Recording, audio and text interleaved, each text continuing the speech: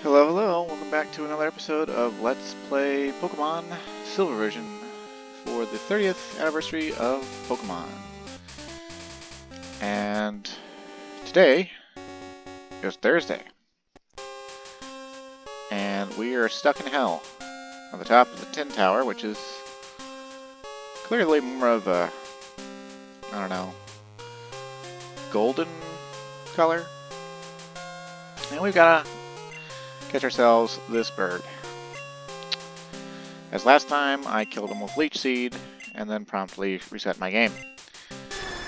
And now, I'm locked into doing the beginning of this episode until I have a beginning where I catch him. And he might turn out to be more crotchety than the 3 legendary dogs, damn it. But anyway, we start with the old accuracy down. Gotta minimize his accuracy to remove most of his threat. Hopefully he doesn't waste too many of his recovers.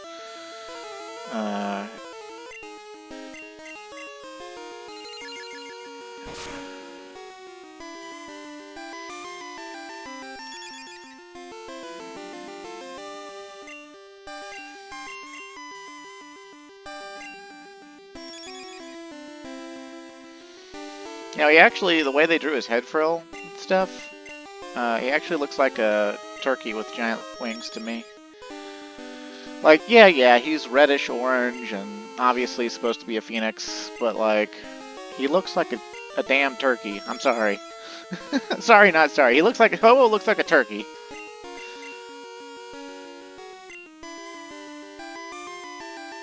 But it failed. There we go, quick flop rock. Get that accuracy down. No, Swift can't miss. It's okay though, because Swift is not really that damaging. Now, did we get his accuracy as low as it can possibly go?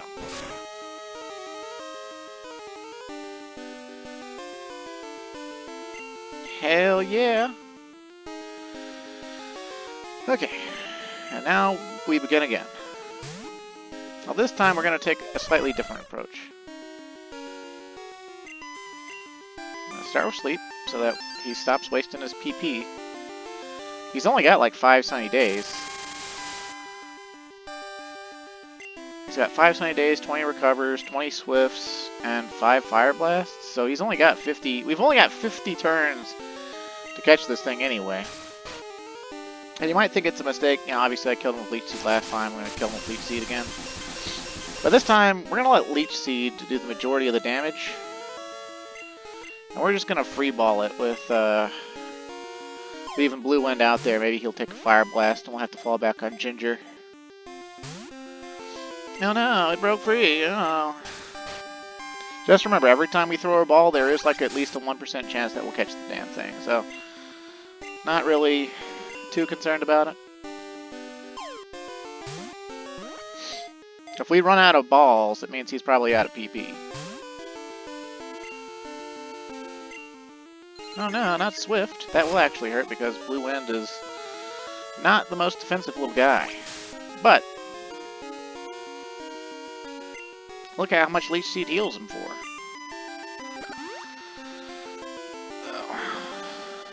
Ho-Oh is basically an infinite HP battery for him. As long as he doesn't get fire blasted, he will live.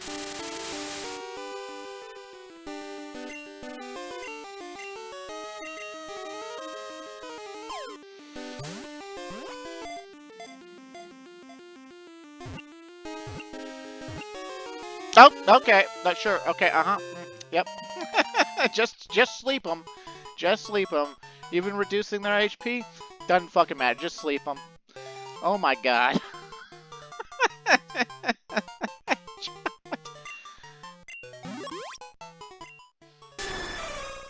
Ho-Oh, Rainbow, 12'6", 439 pounds. So he's quite a bit smaller than Lugia.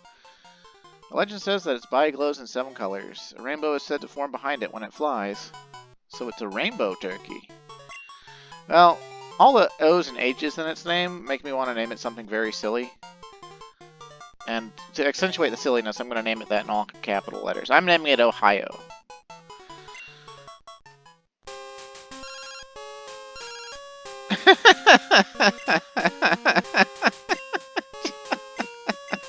filled the box up, son! I've never gotten this phone call so many times in my life. Oh my god. Okay, well, we can just fly off the top of this tower. And we want to go back to Ekritique anyway, because we've got some business to take care of. Some business. And we'll have to change boxes and all that jazz. Let's see. We will now start using box 7 because we're catching too many damn Pokemon. That's what we're doing. Oh my god.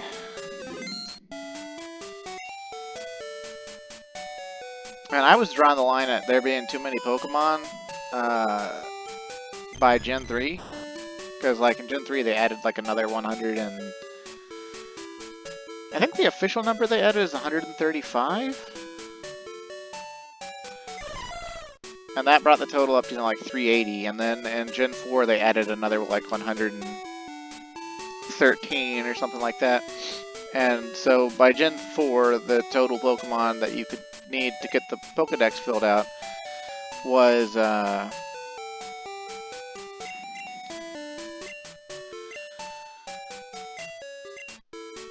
493. So just shy of 500.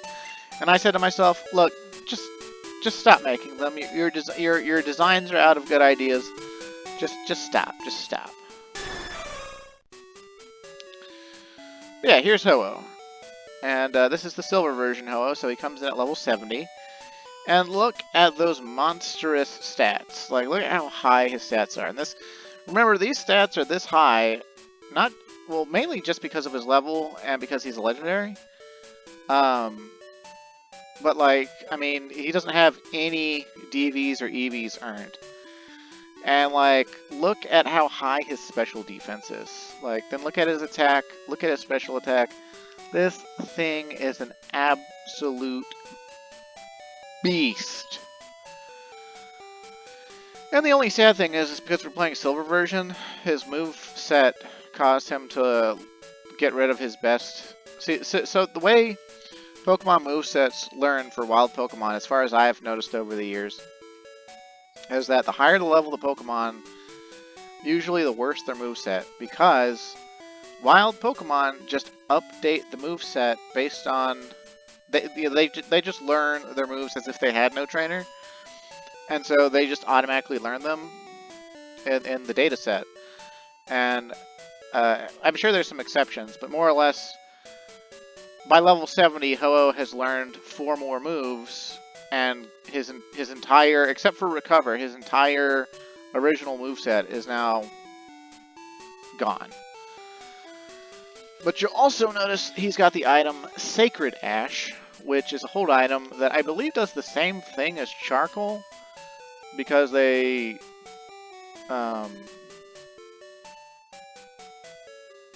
couldn't update it or whatever. But, oh wait, no, I'm totally wrong. Okay.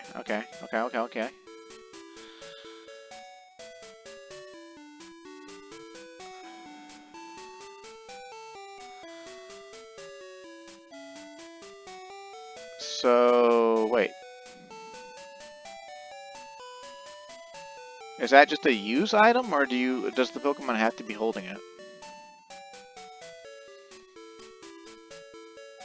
Okay, well, either way, we want to get that off of Ho-Oh. So we're going to take him out. And I was wrong, it does not do the same thing as Charcoal. Or it's not even just like a better Charcoal. It, apparently what it does is it will fully revive every Pokemon in your party. It's basically a party-wide max revive. And that could actually come in very handy for later in the game.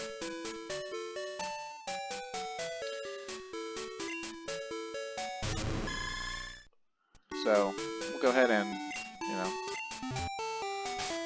grab that. Also, now I gotta look up what Ohio actually means, because it's probably some sort of Native American word. Indian word.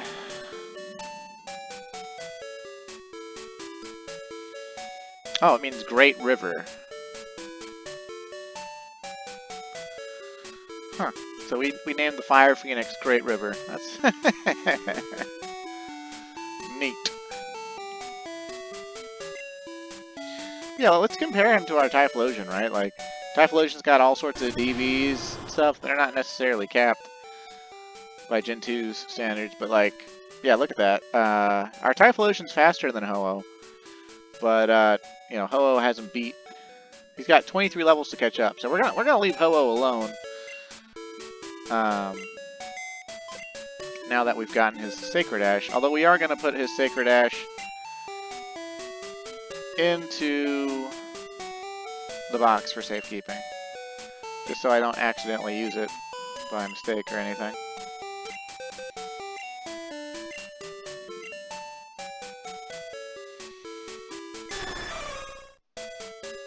And obviously, there's no reason other than pure pride or just, you know,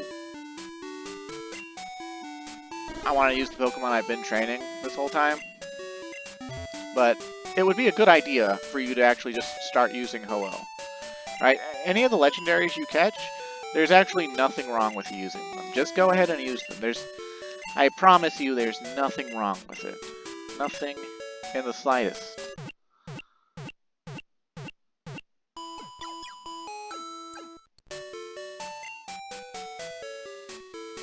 We hope to see me again, you sexy Nurse Joy.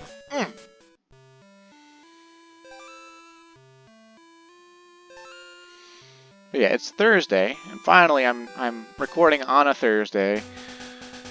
And that's not the guy, is it?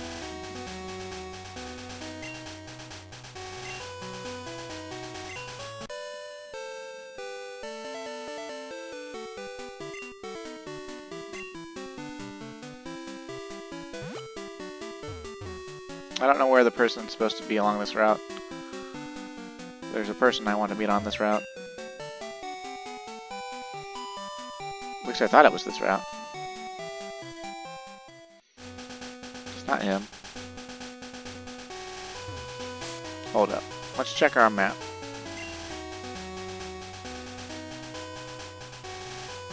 Oh, okay. I've gone to the wrong route. That would explain things.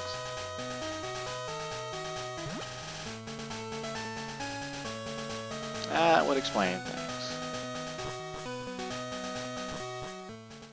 But yeah, as far as using Ho-Oh goes, I would definitely have it keep Recover, probably learn Fly, just to have a good flying move, because I don't think it learns Drill Peck.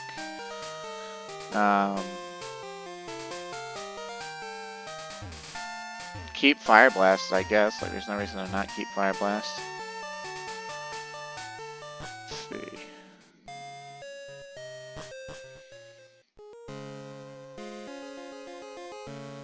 Oh, what gentle and serene music.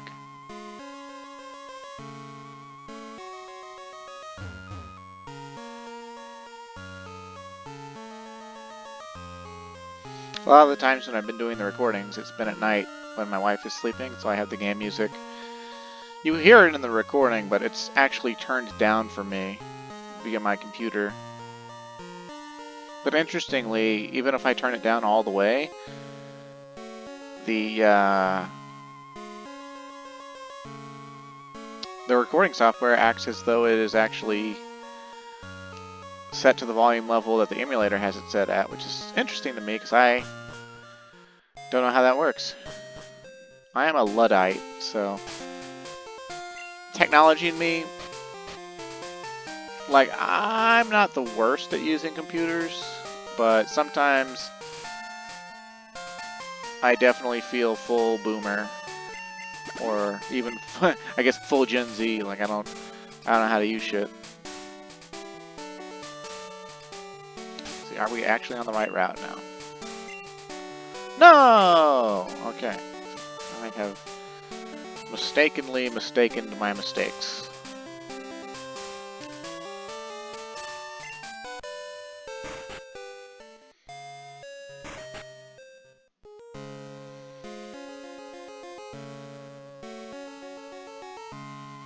Maybe I just wanted to listen to the national bark music again and slur my speech for no apparent reason. And Gen 2 really had some bangers.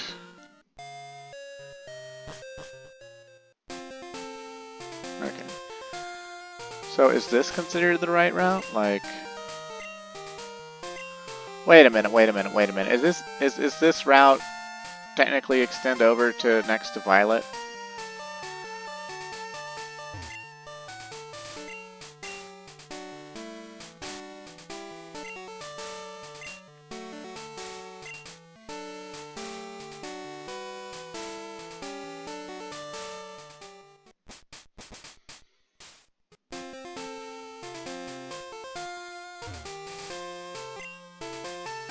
Oh, it was this guy. Arthur of Thursday. And he gives you the Hardstone. So remember this, viewer. This Hardstone increases the power of Rock-type moves. You can come over to Route 36 at the start of the game when you first get to Violet City. And go into the Ruins of Alph and whatnot and talk to this fat guy. And then you would be blocked by Sudowoodo. But if it was Thursday, you can get the Hardstone from Arthur, which is the hold item that powers up Rock-type moves by 10%. And the reason we want that is entirely, at least in this party setup, is entirely for rollout strats with Typhlosion. But it would also be good to use on King Petrus here for Rock Slide, because it would turn Rock Slide into an 88 power rock move. So for him with Stab, it would be a 132 power. Is that right? 132 power? Wait, no, what was it? By default, wait, hold on. Let's just look at its power and verify. Oh, it's only 75. Wow, okay. I thought it was 80. Guess I was wrong. Well, either way, it gets 37 from Stab, so it runs up to being 112, and then with the Hardstone, I guess it would go up to being 123. That's weaker than I thought it was.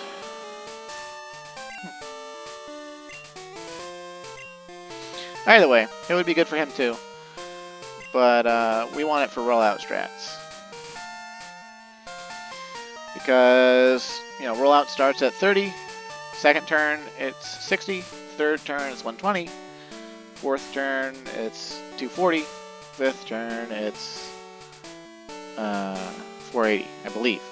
Although it might just work by adding 30 each turn, which in case, if that's the case, it would be, you know, 30, 60, 90, 120, 150. I'm not actually sure. Like, maybe I should look up how it works. I'm pretty sure it doubles in power, though. Like, let's see.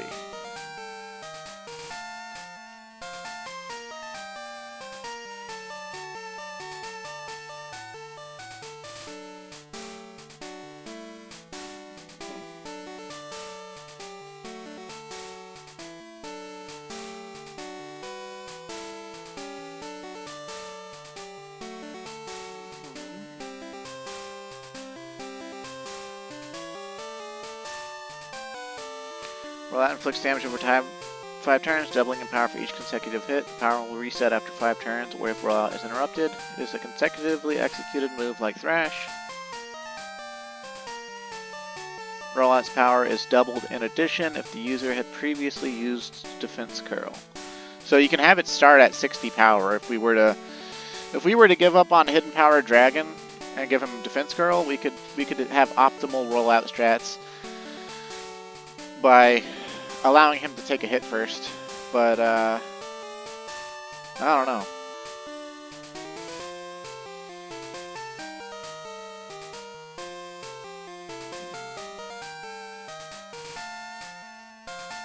Either way, with Hardstone on, it'll be 33 power, rise to 66, rise to 132. You get the idea. And it might just give us the slight edge we need for the rollout strat to actually work where I want it to work. But, meh, you know. Now then, now that we've caught Ho-Oh, other than working on the Pokedex, what else do we have to do? Well, we've beaten all the Kanto gym leaders. And we've been everywhere there is to be.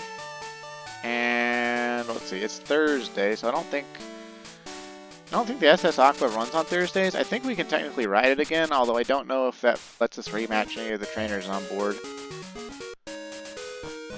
But let's go see.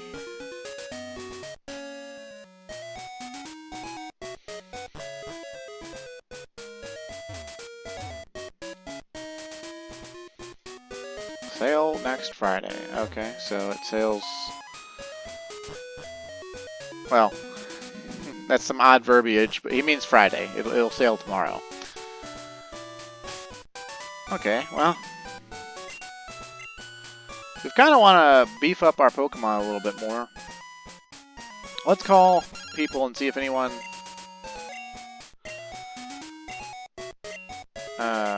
mentions that they wanted to battle us.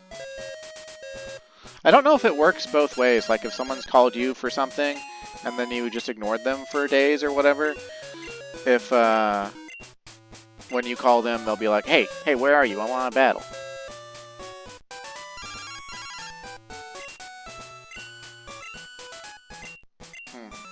I'm pretty sure Kenshi wanted to battle us and I ignored him. So it might be that they don't remind you.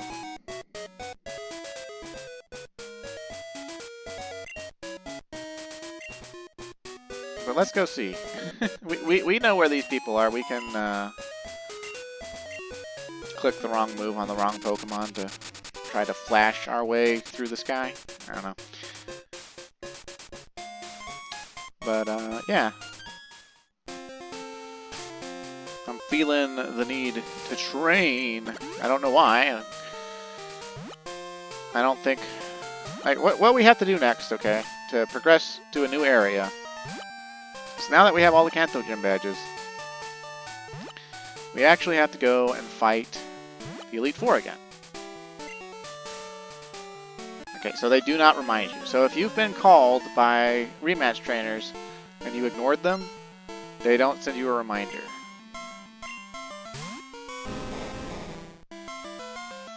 Oh, hey, I think he's got more Pokemon than last time we fought him.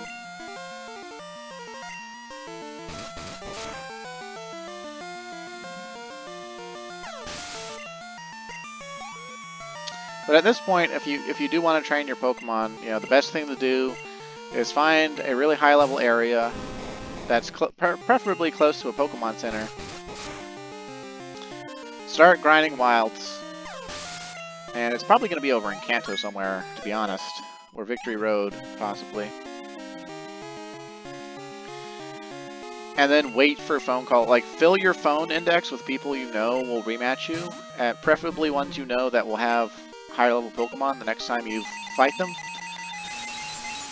And, you know, wait for them to call you for rematches, and then just train your heart out, right?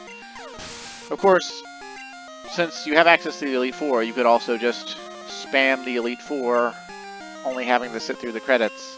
And that would probably be more XP per hour at this point. But if you don't want to just spam the Elite Four, or if the Elite Four is too hard for the Pokemon you're trying to train, you know, there is absolutely nothing bad about getting a trainer boosted level 37 Machamp as a grind Pokemon. Like, 1500 XP for a kill? That's amazing.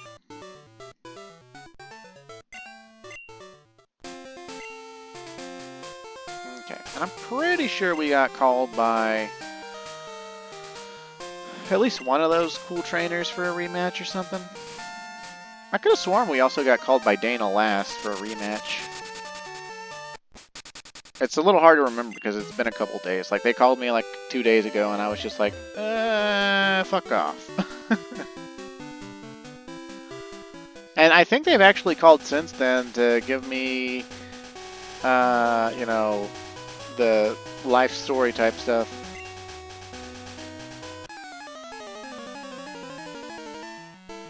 And the remaster, I believe they put a marker with like a Pokeball next to trainers that are ready for a rematch. And in And that was something they introduced in Gen 3, actually, in Ruby and Sapphire, with the Trainer's Eyes item, where you fight a trainer, and if they go into the Trainer's Eyes, that means there's a chance you'll get a rematch with them. And you can use the Trainer's Eyes key item on any route, and like it'll put exclamation points over their head if they're ready for a rematch. But also, like, you can just look at it, and like if there's a Pokeball next to their name, it means they're ready for a rematch. And so, from Gen 2 onwards, they've added in rematches, and they're one of the best ways to supplement grinding levels.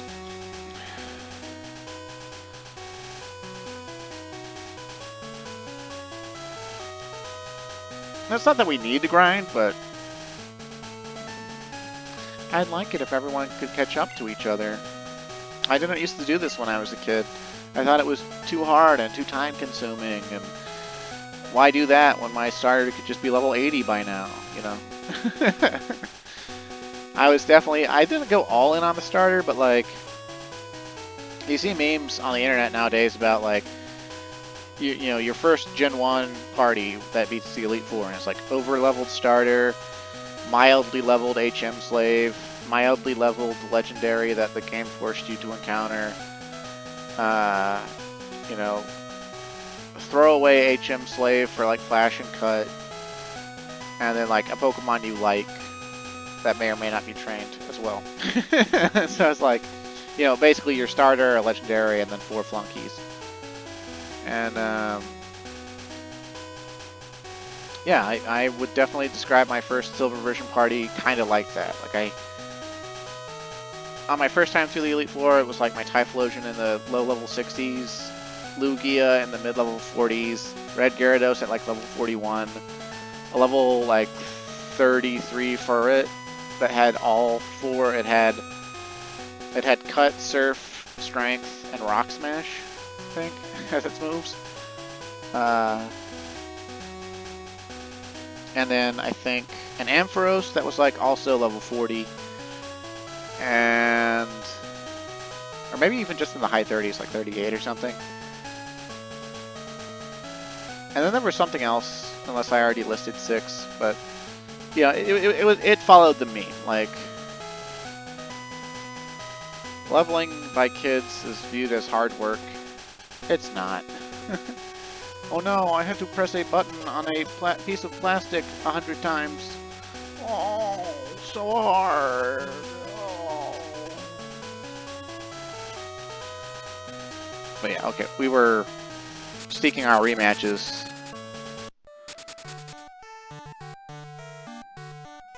Let's see how much money our mom's got now. We've been all through Kanto.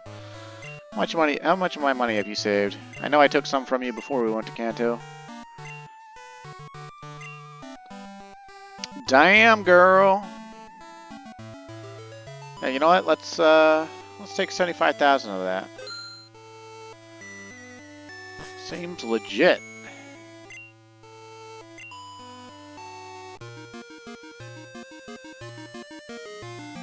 Obviously, we're going this way to look for the rematch people. Although I don't know why I went this way, because I can't go up to Waterfall with this party. Because I refuse to teach Octillery Waterfall. Although he might not be able to learn it. I don't remember. We've got repels.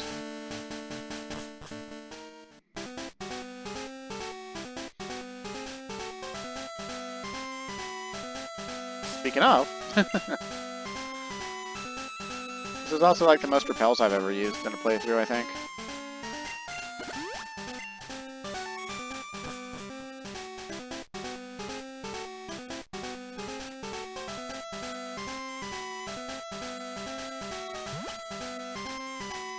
Now the other strategy we could do for our Typhlosion to give Lance a harder time is instead of rollout strats, which kind of have a conditional, you know, like luck condition to it, both in not missing the rollout but also not getting paralyzed before we one-shot the Pokemon.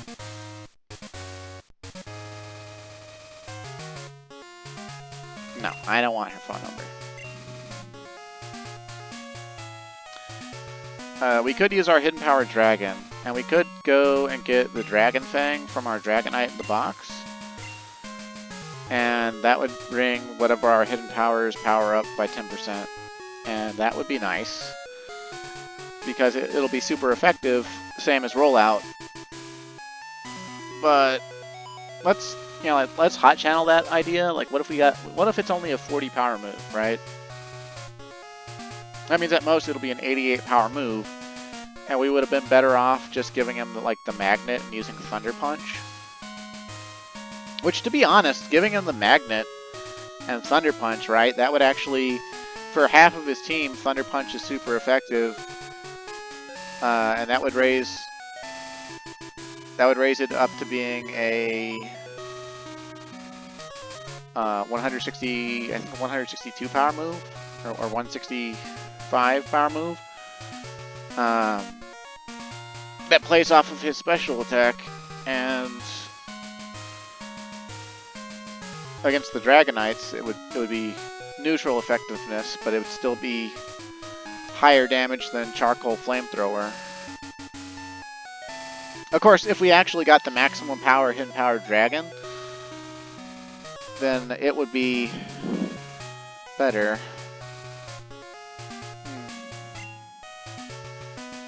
I don't actually know, because I don't know. I have no way to see how strong the hidden power actually is.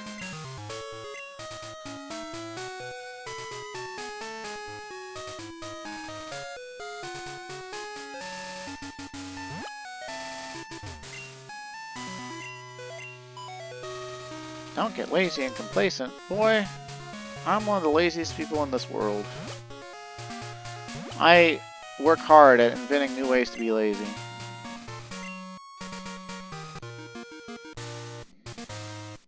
Actually, I've never invented a new way to be lazy. I'm just lazy.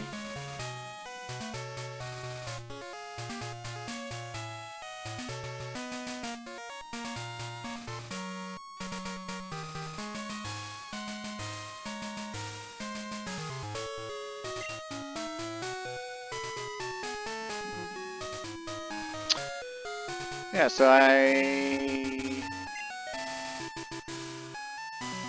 think we're all out of rematches, so that's fun. Trying to think, is there anything we missed, right? Well, I guess we could talk to, since we beat her brother, we can talk to Blue's sister Daisy, and maybe smooch with her a little bit.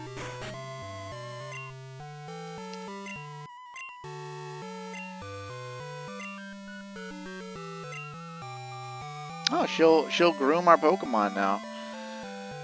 I don't know. This raises friendship level by a bit. And if I had a Pokemon that was going to evolve from happiness at this point, I would use it on that. But I don't, so I'm just going to use it on my starter.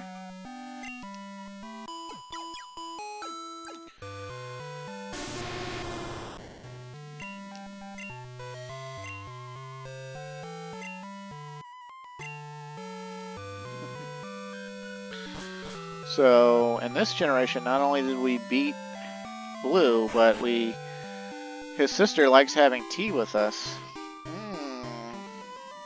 She a MILF, she a cougar.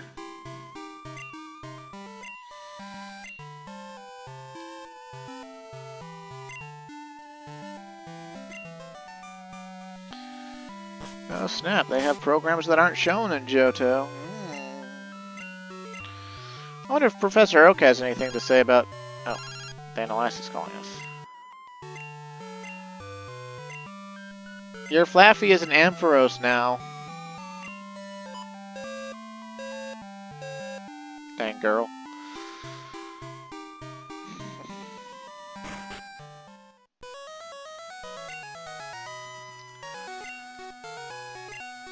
Yep, I sure did. Oh, he's gonna make arrangements so we can go to Mount Silver.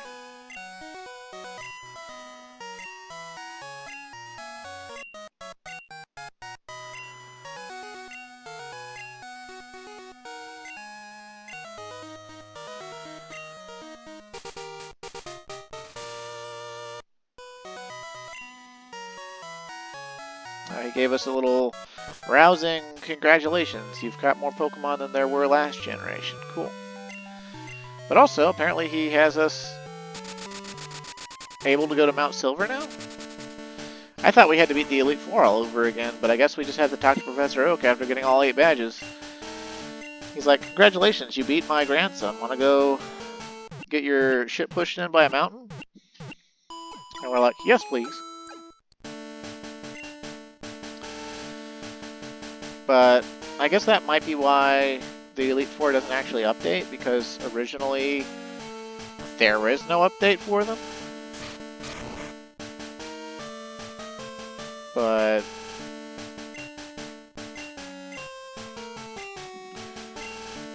we're gonna check them out anyway, just to see if they did update, because I was pretty sure that they were supposed to. But I guess that might just be a Gen 4 thing. It's just a Gen 4 thing. I remembered correctly. I'm the greatest.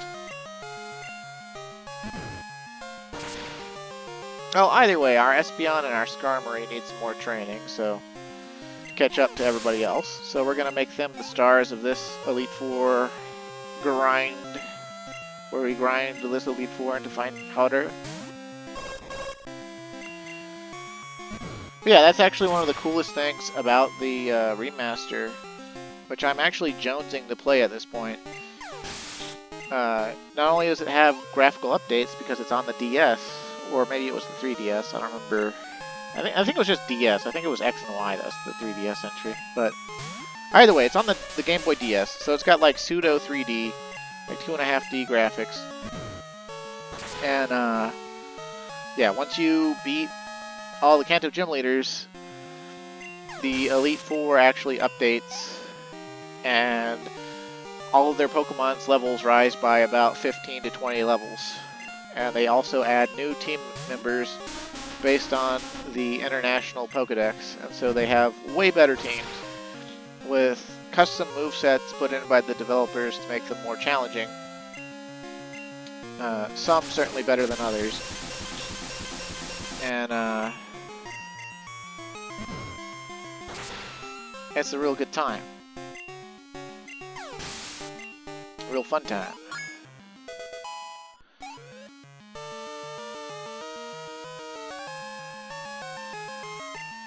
Slowbro, huh? Hey, you know what? Let's go ahead and use our Skarmory.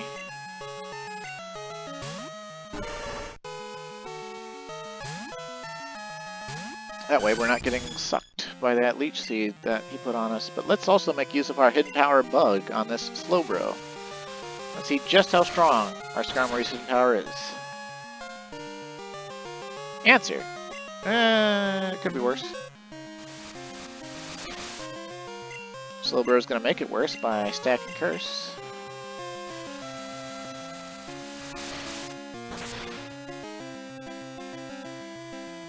Oh, but where you just went with the crit. Okay, cool.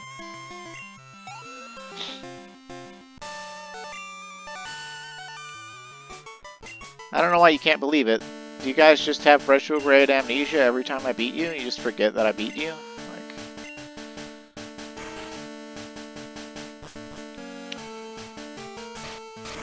That's the kind of situation I'm starting to get, or pick up on.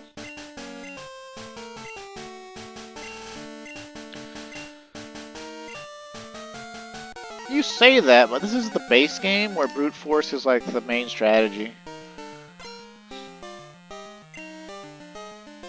And there's even strategies to make brute force methods even better now with Rain Dance and Sunny Day. You just have to be okay with brute forcing with water or fire.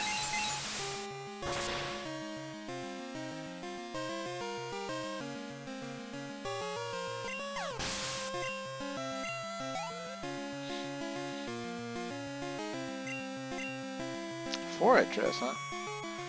Let's see, he's Steel Bug. I don't think that Espeon has anything in its moveset that will take care of that.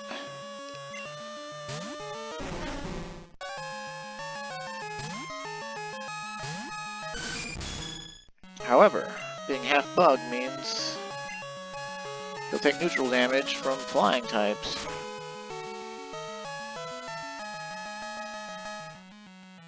Oh no, not spikes. This is the generation that introduced those damn things. They incentivize you to not switch out. And don't work on things that can fly. That's okay though. RSBN can take a little bit of spike damage. That'll be fine.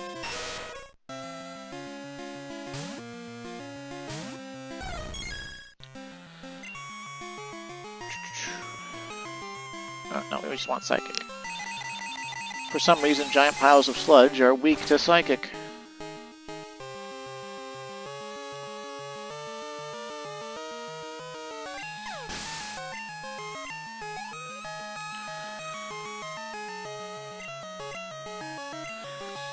I wonder what the rationale was for Psychic types to be super effective against poison, though.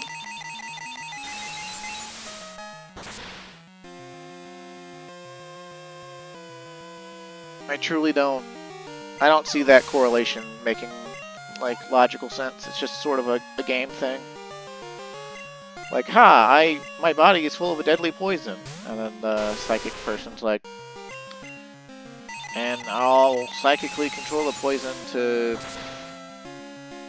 slip into your own bloodstream, I guess. I don't know.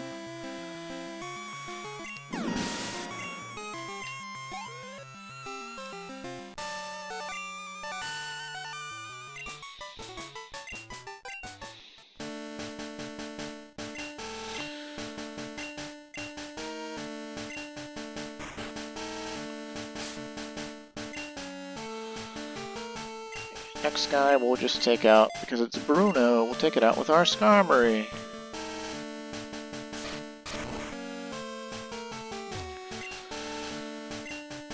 I think this is the third time I've done the Elite Four on camera.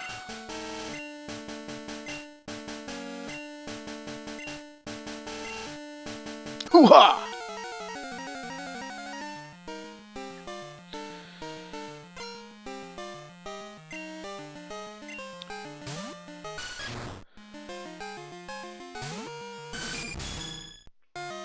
Hi, Hitmontop. Bye, Hitmontop. Oh, you're disrespecting me with a quick attack. How dare you?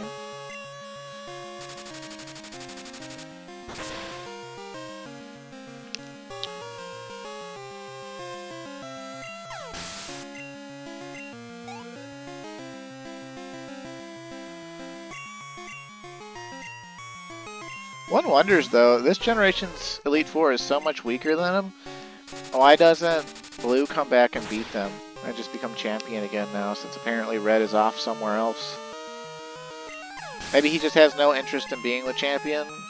If it's since he knows he's better, he can't. He just wants a rematch with Red.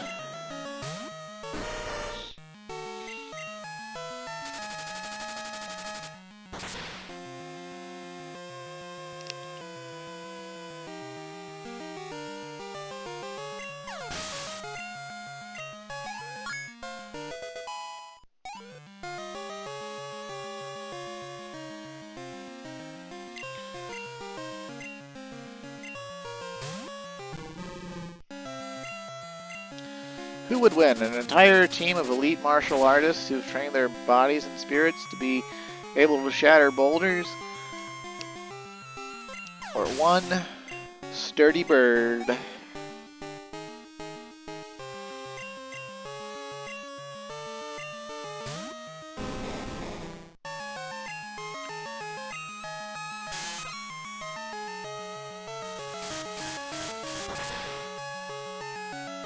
Skarmory ruined Bruno's whole career.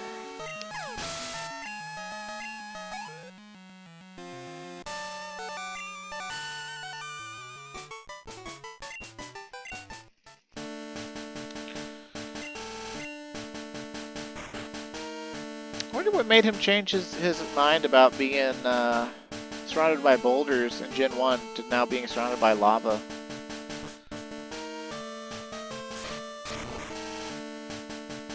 Alright, recently there's been some person's been going around commissioning artwork of Karen, where they put her in Queen Marika's dress from Elden Ring and give her these, you know, absolutely monstrously huge boobs. And I can't say that I dislike it. I think it looks fantastic. I don't know where all these Zoomers are, or all these people are that saw Karen and were like, oh my god, she's stupidly hot. I have to have her. I have to commission fan art of her with giant bazongas. But apparently, that's a thing, and it happened. And dark types are weak to bugs. No, not sand attack, you jerk. I now have dice rolls on my attacks. No, another dice roll on my attack. Ah. Alright, don't hit yourself. Dang it! Oh, now it's actually hitting me too. Not content to just make me have dice rolls, but it also has to hit me a little bit.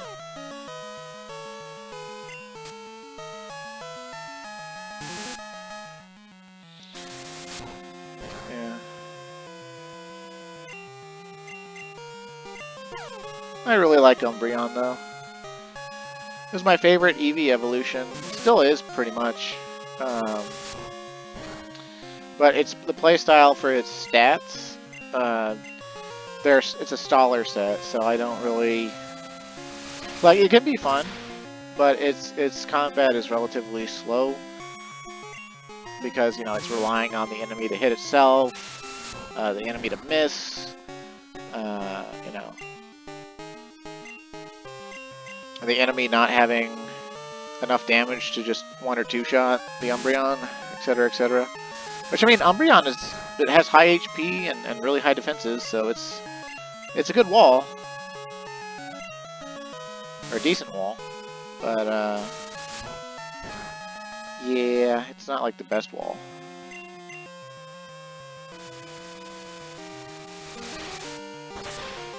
And for base gameplay, you know, Espeon, it's fast, it hits hard. Same thing with Jolteon.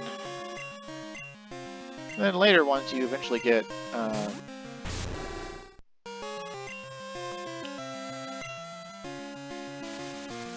what you call it,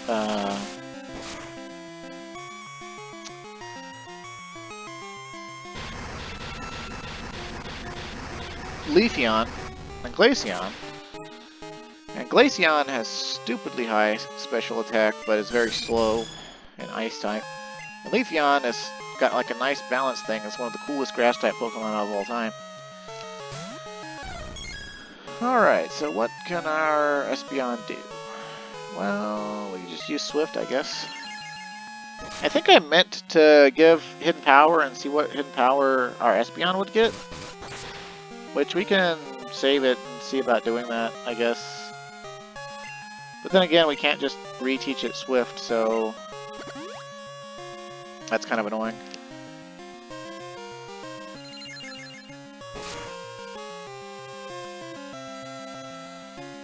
Let's see. I wonder how well Shadow Ball would do. Probably not very well, because Dark resists ghosts, but might as well check it out. Ouch. No, Espeon! Well, that's okay. We'll just throw Thunderlord out and we'll use some revives on our training projects there. We do have the revives after all.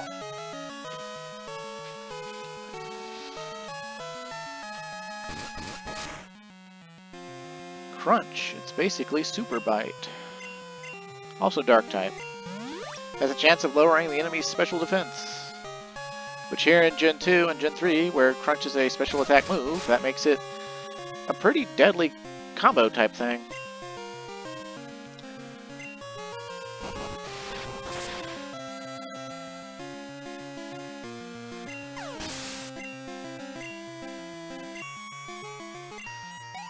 Not the EXP split I wanted, but it's the EXP split we got. Alright, Gengar. That's not a dark type, you silly Billy.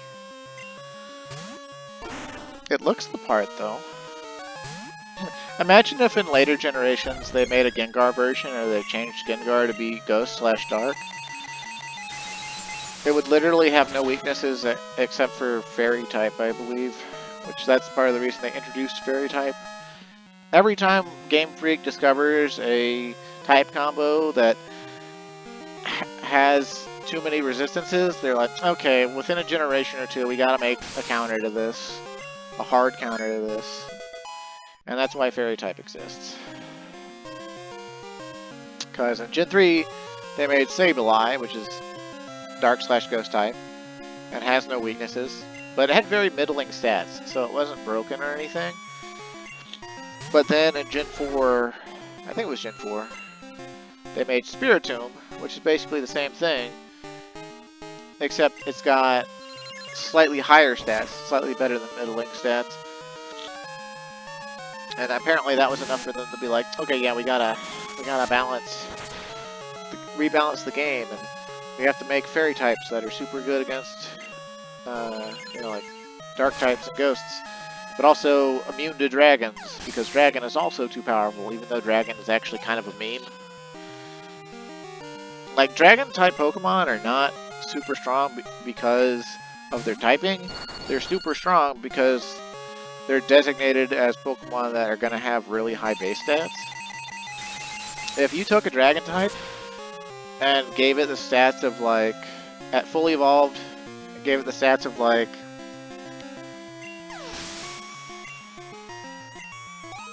it's a bad Pokemon. Give it the stats of, like, a Quagsire, right?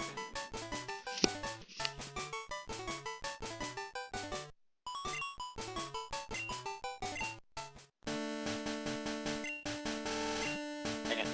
Sorry, I had to sneeze. But yeah, if you made a Dragon-type Pokemon, and it was just pure Dragon, no secondary typing, and gave it the stats of, like, Quagsire, it wouldn't be a complete joke, I guess, but, you know, it would have hard counters with Ice and other dragons, and then it would also just have really low stats, and so anything that could hit it for neutral damage, like, say, Fighting-type moves, Flying-type moves, Ghost-type moves, Psychic-type moves, Normal-type moves, Dark-type moves, Rock-type moves, Ground-type moves. Like, it would just... it'd get its shit kicked in, because it's not a good Pokemon. Its typing is not actually advantageous. But...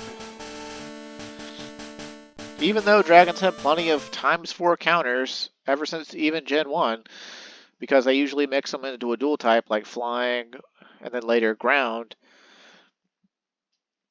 And even Water, even the Water type dual typing on Kingdra is not actually an advantage, because even though only dragons are super effective against Kingdra, it now takes neutral damage from more sources. So it's like, it's not really that amazing of a typing. It's just that, like I said, the stats they say dragons should have. Oh, I didn't give the Heartstone to Typhlosion, and I'm here to do strats. I didn't even do the thing that I was supposed to do. Oh well, we're probably gonna get interrupted again anyway. But you know, whatever. We're higher level now too, anyway, so it'll probably be okay.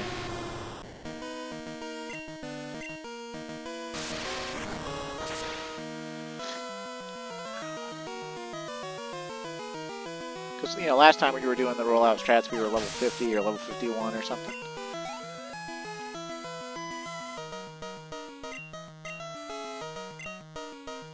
Okay.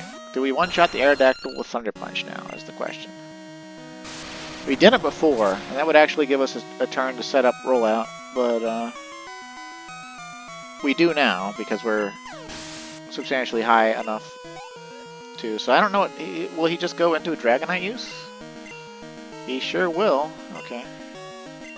Which means we're probably going to get paralyzed, because we're not going to be strong enough to one-shot it with the rollout.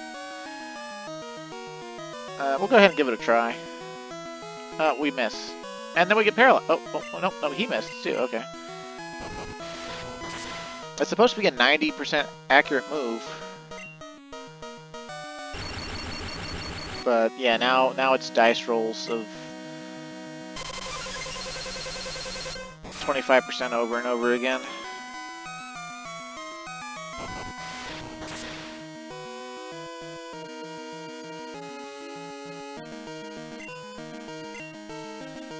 And we miss. That 10% accuracy sure is looking like not 10% accuracy. Like 10% accuracy off. I have no idea how accuracy is calculated in Pokemon, but I'm pretty sure they got the things about it wrong.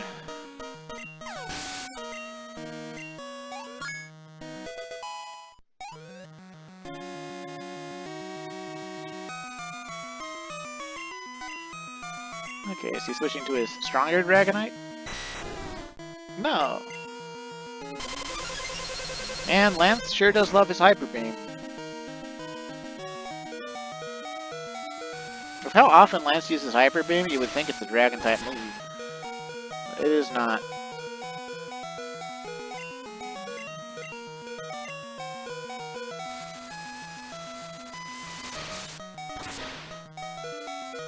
I'm gonna assume that this version of Hidden Power that we got is on the lower end. And we're just gonna let Cinderlord faint. He did good. He almost beat 4 out of 6 of Lance's Pokemon. While being paralyzed. One of these days I will get the rollout strats to work though. I will.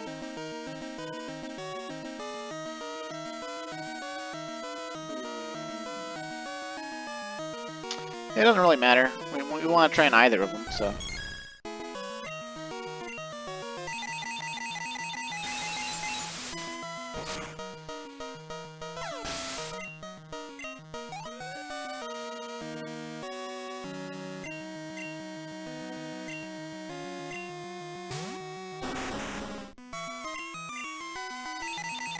Man, if they'd given us a Jolteon, a Thunderstone of this generation before the Elite Four, and we had a Jolteon instead of an Espeon, it would completely neuter Lance's team. Kind of like Ampharos already does. It's just Ampharos is slow. Slow and sturdy, though.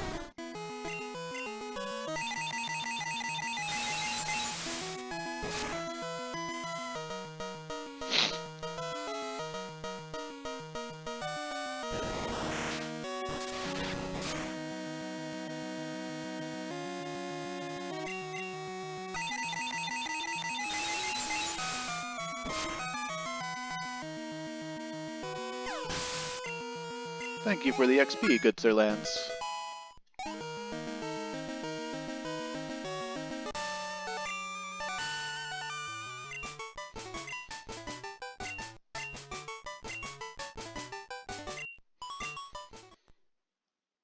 Yeah, again, actually, though, if I'd put the Hard Stun on Typhlosion, and he'd landed those same 2 rollouts on the first Dragonite, it got that first Dragonite into...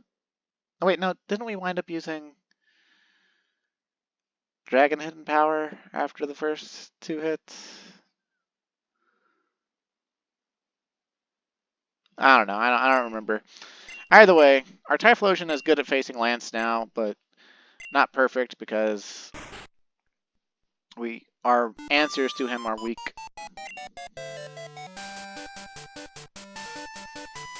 Not as weak as they could be, but still weak. Okay, we've seen this all before and there's nothing new.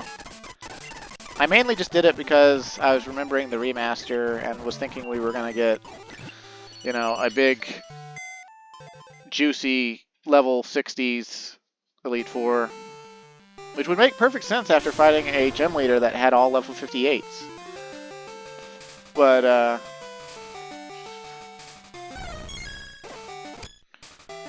yeah. Yeah. Yeah. Yeah. Yay, Turbo! Through the credits. Woo! Woo!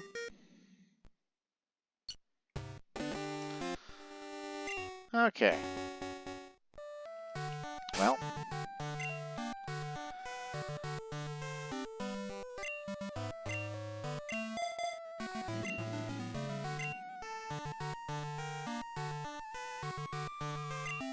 Either way, we're gonna go do what we're really supposed to do.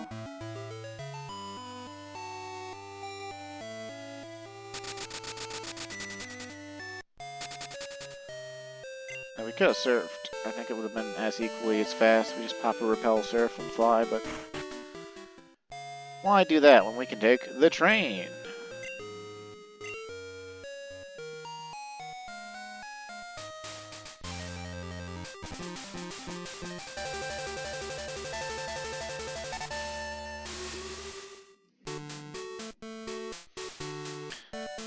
I've been to Japan, and the trains in Japan actually are really just super good. They're quick, they're quiet, they're fun. Now, we could fly to the plateau, but it would actually be slightly quicker to go to Viridian. Also, I think I saw something on YouTube recently in a thumbnail from that Smith Plays Pokemon guy. Apparently there's a secret item in the 8th gym here.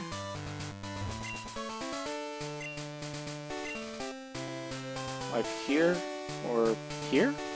No? Maybe it's only in Crystal. Huh. Well, whatever. Supposedly there's a secret item somewhere in here that's not supposed to be there, and it's like an aberration in the code or something. But I don't actually know anything about it and bother clicking on the video yet. Dude, wild Ponytas at level 6? Damn! I wish they were there in the Gen 1 versions. Imagine getting a Ponyta at the beginning of the game. Like, that'd be fun.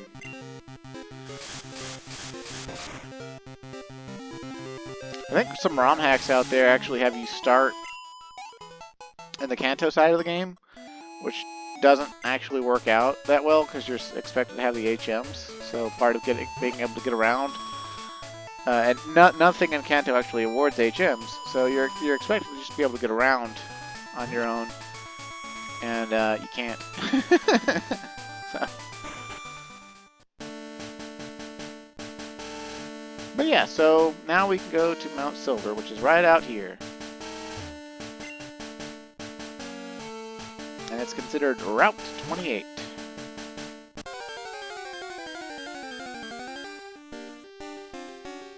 And it's got wild Rapidashes at level 42, Jesus. Jesus.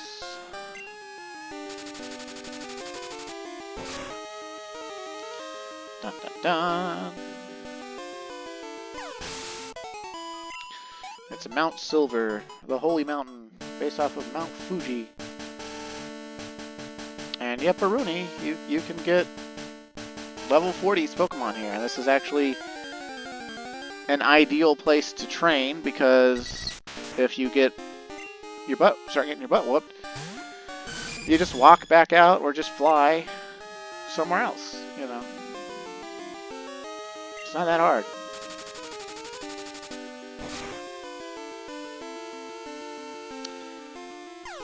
And the other thing about this place, though, is there's some rare Pokemon that you can't get anywhere else. And we should be able to see at least one of them. Although I don't remember particularly where it's encountered at, or if it's a day or nighttime or all-time Pokemon. Oh, what's that? Is that a Pokemon Center? It is! I don't remember there being a Pokemon Center on Mount Silver.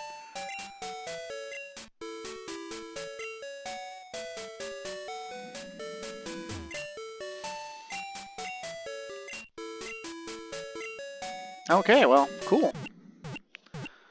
We could just fly to this Pokemon Center, obviously, I believe. So, like, yeah, Mount Silver is actually this perfect place to train now.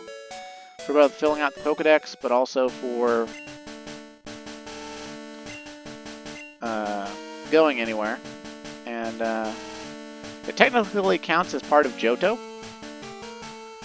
and it's listed as Silver Cave on the fly menu. But yeah, it's pretty cool.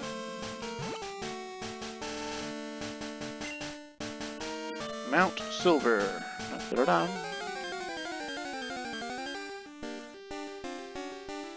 There's another wild Rapidash. At level 44 this time. Dang! We're talking every step here could be an encounter with what's essentially an Elite Four level Pokemon.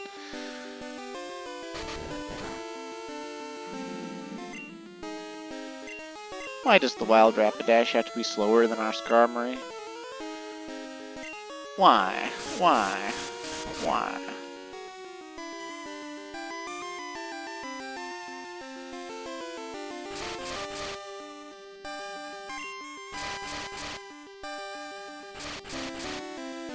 Yeah, obviously if we just wanted to get through exploring this place as fast as possible, because we have the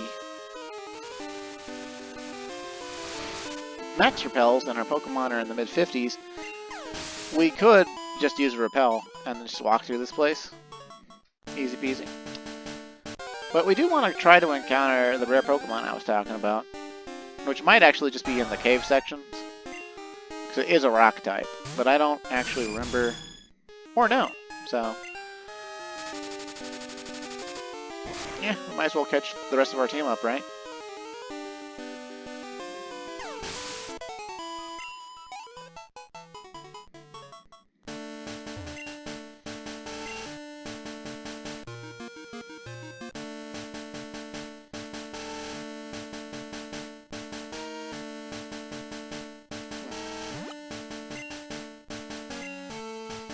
Yeah, one of the new Pokemon is the only Ghost type added in Gen 2, but it's only available at night, and it's only available at night at the very top of Mount Silver, which is kind of an awkward place to go for a Pokemon, because that's where the final fight in the game is.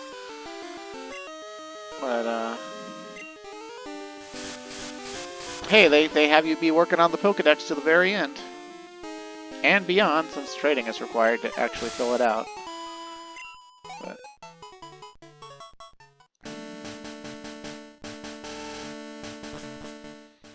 oh hey, would you look at that? Mount Silver is also a dark cave.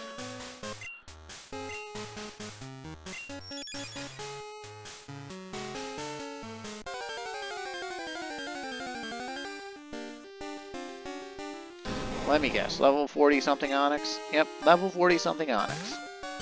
This is basically Bruno's Onix.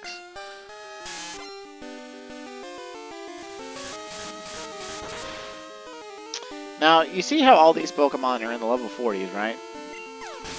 What's going to be really annoying about the Pokemon we're looking for, though, is that for whatever reason, it's only going to be in the 20s.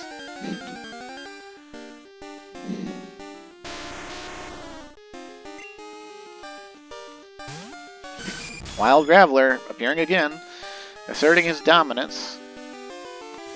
He's been with us since the beginning of the game, really, because you could find Geodudes as early as Route 46, which is right off of Route whatever the Cherry... was it like Route 29 or something?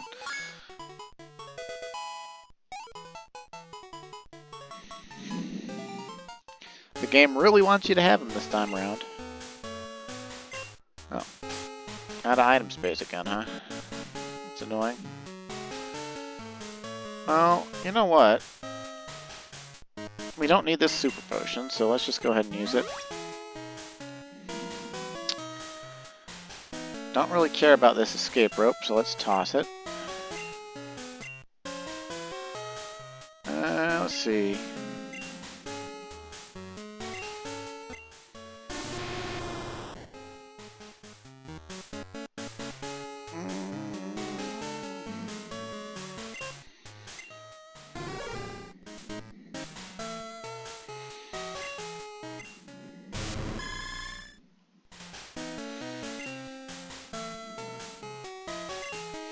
What's funny is we also don't care about X accuracy, though. Although, I know in Gen 1 at least, the the way X accuracy works is it actually, and I never realized this before, but it actually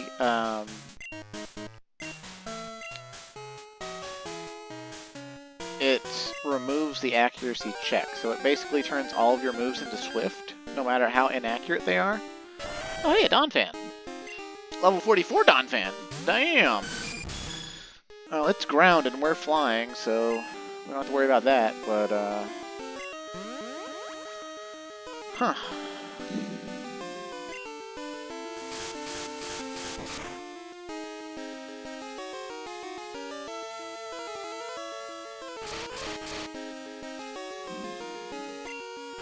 Yeah, I don't know if X accuracy works that way in Gen 2 or not. I don't know if they had fixed it by then. Because what it's intended to do is raise your accuracy by one stage, which would, you know, counteract one sand attack. But in Gen 1, it just removes the accuracy check entirely, so it's actually a really good move, because if you're relying on stuff like Hydro Pump or Fire Blast in Gen 1, or even, you know, the one-hit KO moves like Horn Drill or Fissure, you just spend one turn to give yourself maximum accuracy, and then you just get to one-hit KO, like, everything. And that's actually something that makes Nidoking, and I think Nidoqueen too, and Rhydon, makes them all very strong meta Pokemon, because you just use an X accuracy, you use a PP up on Horn Drill, and then you use an X accuracy, you know, outside of battle, so that your Horn Drill has 6 uses. You use an X accuracy, and basically your Nidoking or your Rhydon can just kill any trainer you want, as long as they can endure getting hit, or as long as they go first. And so that's the whole thing. It's the whole thing. There's the Pokemon we're looking for. Larvitar, level 20. And I don't have any significant way to increase the catch rate, because anything we hit it with will kill it, because it's only a rock type.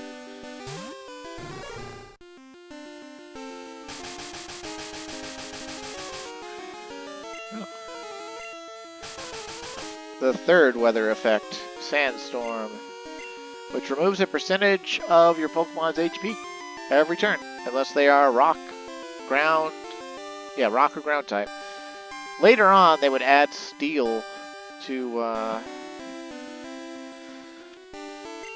that number, but okay, at this point we're just going to throw Ultra Balls until we get it. And I'm going to Turbo through any of the ball animations, because I don't care.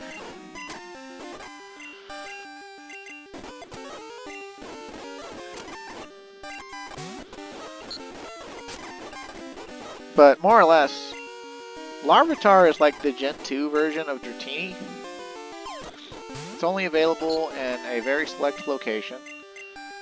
You know, and it's even more exclusive than Gen 1 Dratini, because Gen 1 Dratini was available by Fuchsia City.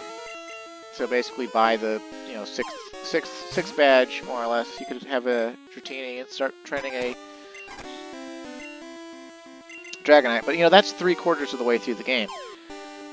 At this point, we're like 95, you know, 99% of the way through the game, depending on how you look at it. I'm gonna say 95% of the way through the game, because all we have left is climbing Mount Silver and fighting the trainer at the top.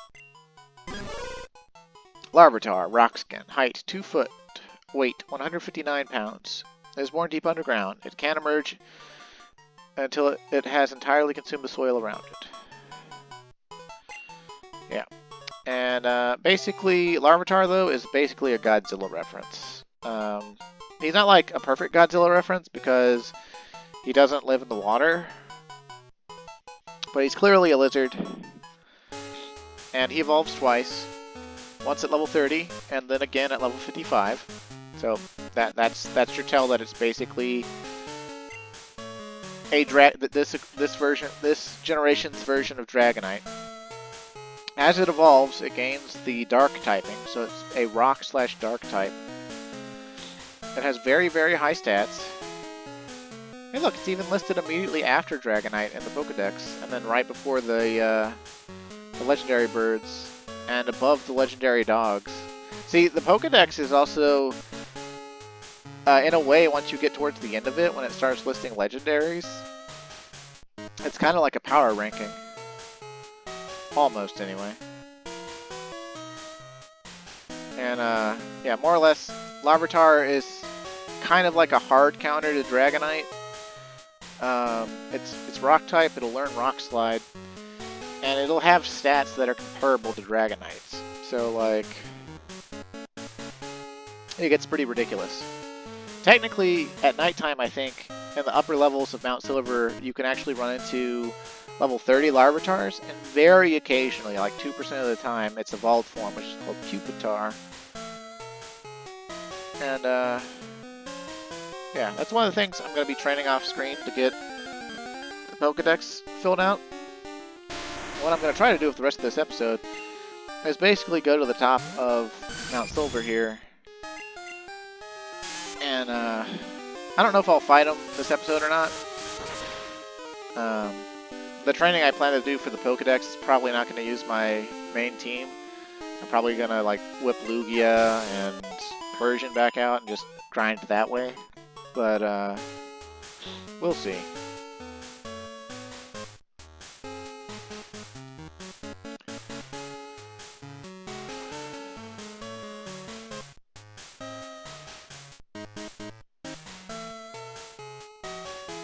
Let's see, where do I run into you?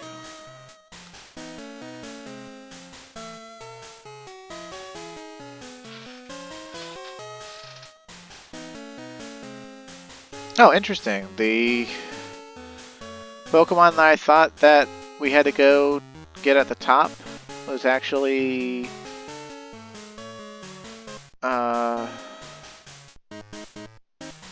available in several locations, actually. Exclusively at night again, but it actually, in some of the locations, it has a 30% encounter rate, so it's actually not as rare as I thought it was. But like Larvitar, it is an end-game Pokemon.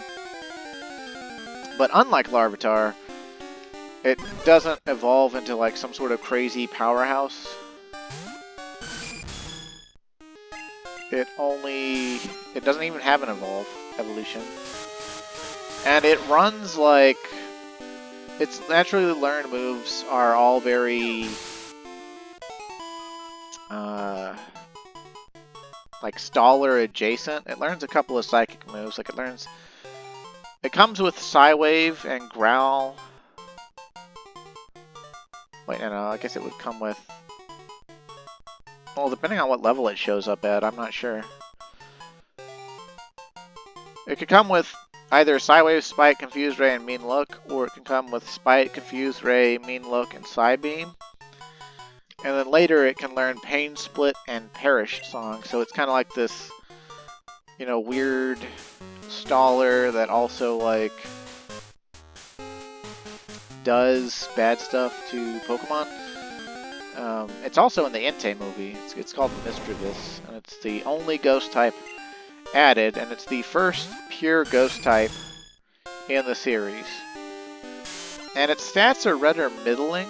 Like, it's got 85 in all the specials and 85 speed, and then 60 of everything else.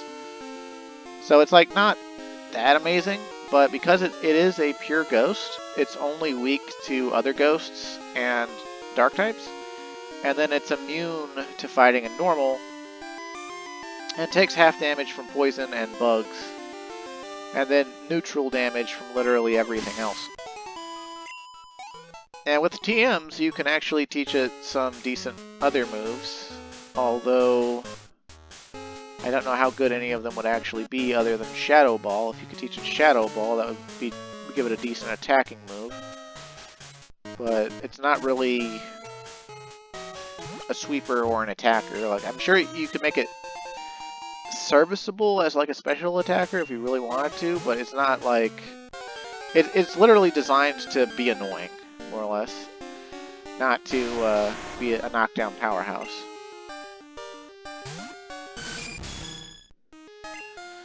And I've actually never caught one because I never stuck around in Mount Silver other than, like, I'm a very objective mind person. Like, when a game throws something my way, it's like, hey, go do this.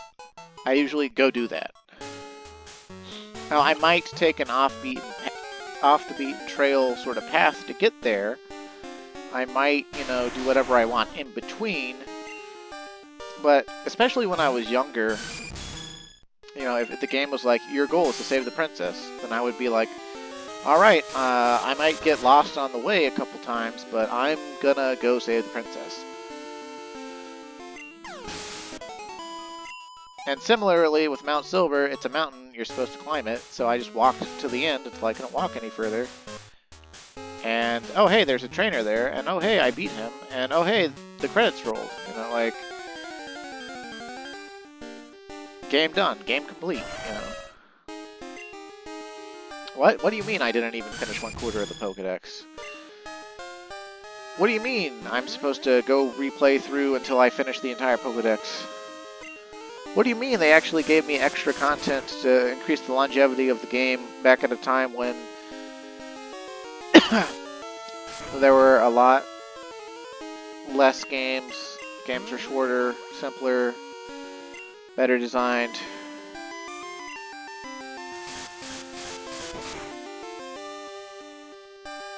But if I wanted to, I could invest all my time into, you know, this one game. Okay, I've got some water in here. I guess this would be what the map is calling the Mount Silver Waterfall Cave. Which, I don't remember if we have to go up that waterfall or not, or if it just leads to items. I can never remember how Mount Silver actually works. But this is the Waterfall Cave, and so at nighttime, this cave is the location where I think we'd want to walk around to encounter Misdreavus. And, I'd like to catch one, because I have never caught one before. I didn't know where to get it. I didn't think to look it up. I didn't care about it because I didn't even know Misdreavus existed because no trainers in the game use it. And that's both a good and a bad thing. No trainers use Larvitar either. So it's kind of like it gives Mount Silver this, you know, aura of mystery where, like, oh hey, right up till the very end of the game, you're still running into stuff you've never seen.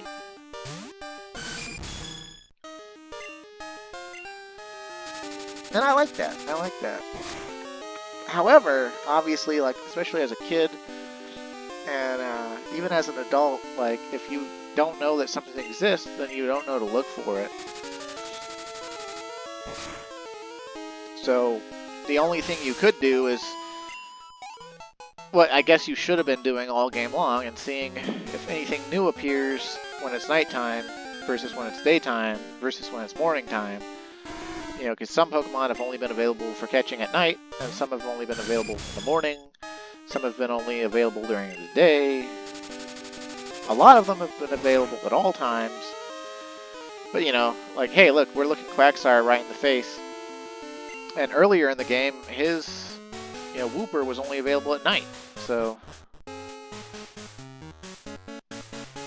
Huh, we already at the top? Oh, we are. We are already at the top. Wow, okay. Well, doesn't he look familiar? But, let's not. Let's not right yet.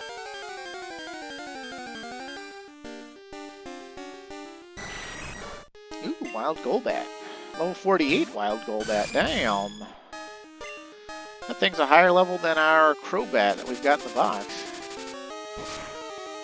Looking crazy.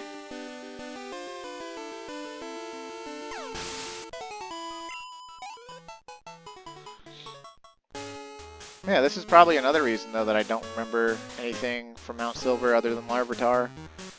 Because if you didn't bring Waterfall, you know, you can't actually explore the place. It's pretty much a linear path all the way to the the best trainer from Gen 1. And something else to realize is we haven't made use of it, but you know, if you remember way back in around the time we got to Ecruteak City, between Goldenrod and Ecruteak, we ran into Bill. And Bill was off working on the time capsule. And when you use the time capsule, it's a trading function that lets you trade with Gen 1 games. And when you trade with the Gen 1 game, none of your Pokemon can be holding hold items. None of your Pokemon can have any of the moves that were introduced in Gen 2. And none of your Pokemon can be Generation 2 Pokemon. So, you know, the Johto, the newly introduced 100 Pokemon. So you can only trade old Pokemon with the old games. But if you do, right, you're not trading with, you know, another Gen 2 trainer. You're trading with Red from Gen 1. And you're also trading 3 years into the past. And so, that makes Red, and I guess his name is technically Gold, even though we've named him Clark, it links them via time travel, like paradox, because we can go catch any Kanto Pokemon of the original 150 at any point in time in this game, and then go trade it to Red, who can then, in the past, use it to beat the Elite Four, right? And if he did use those Pokemon to do that, then it means he owes part of his success to this trainer here. And so, while it's not necessarily canonical, it does introduce the idea that some of Red's Pokemon could have come from the future. And that's kind of trippy to think about. But also on like a spiritual level, that kind of like binds Red and Gold together as, like, you know, entities that they don't really exist outside of time, but they kind of do.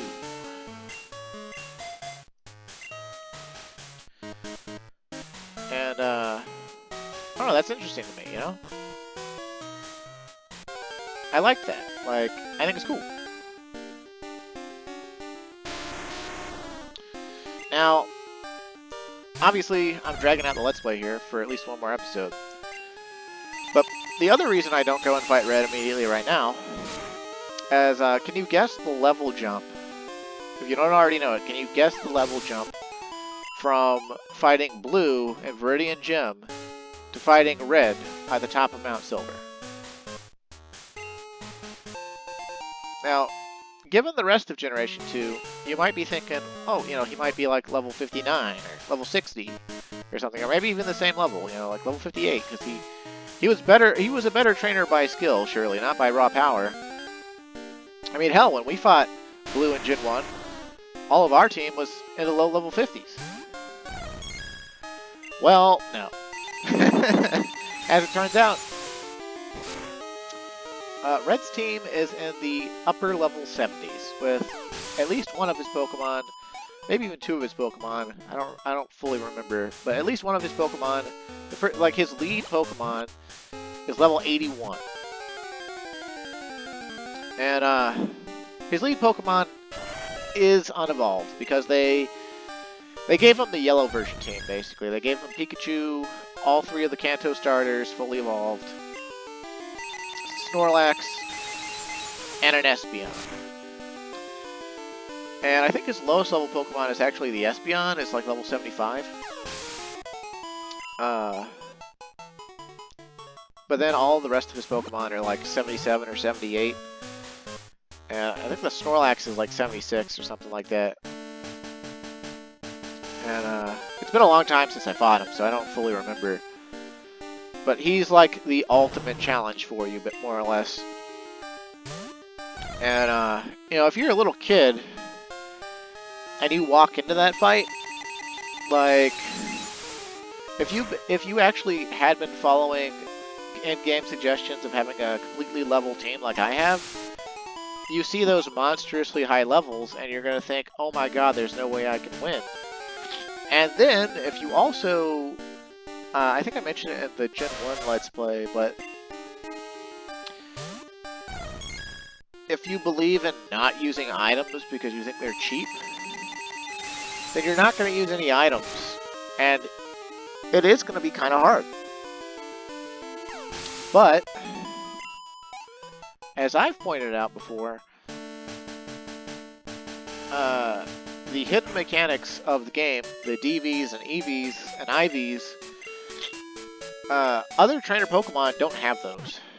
And because this is just like basically an NPC version of Red, he doesn't have any IVs or EVs or DVs on his Pokemon. So they just have their base stats for the level they're at.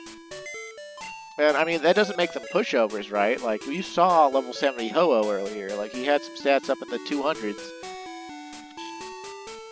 But it does kind of make them, you know, if we go and oh, Larvitar starts as rock ground. Interesting. But yeah, if we go and come on, brain, work with me.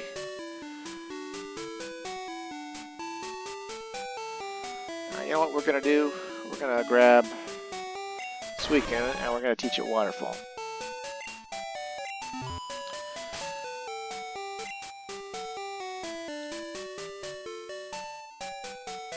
But yeah, basically using a mixture of drugs and DV training, like specifically just training our Pokemon in the wild, we're gonna have Pokemon at a lower level that have stats comparable to Red's Pokemon. And I think your Pokemon stats actually start becoming comparable to his in the low mid 60s. Because his are in the high mid 70s, more or less.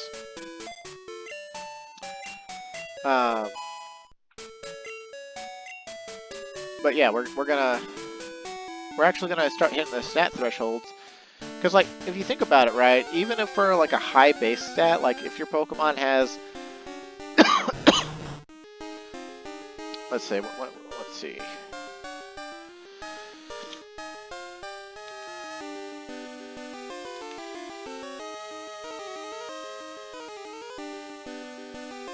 If your Pokemon has a base stat of like 100,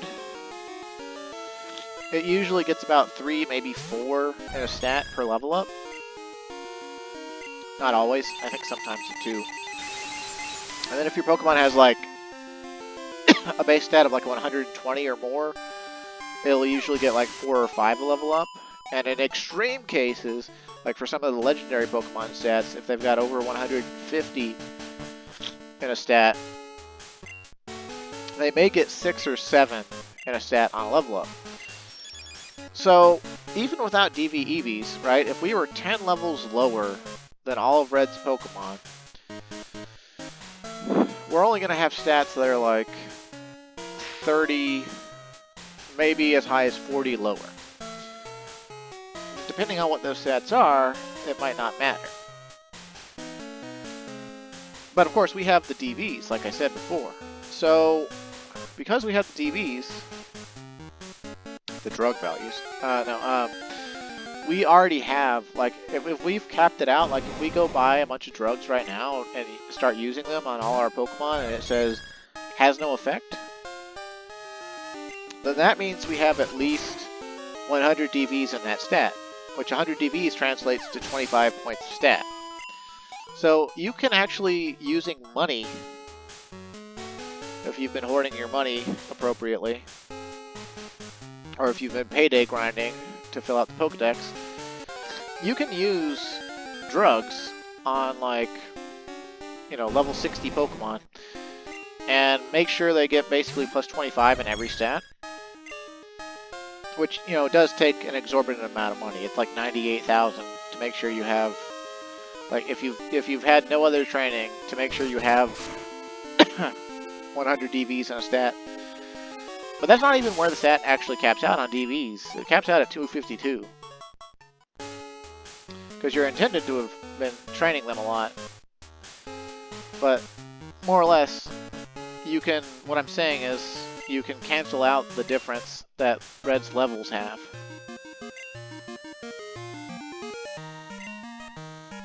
Oh yeah, it's a huge waterfall. Use waterfall.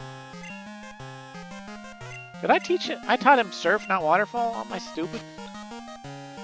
Chad, is he stupid?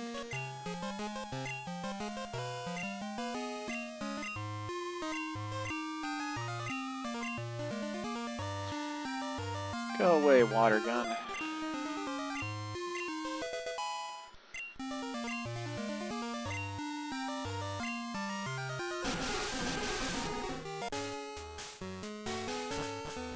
Now maybe this is the waterfall cave, though.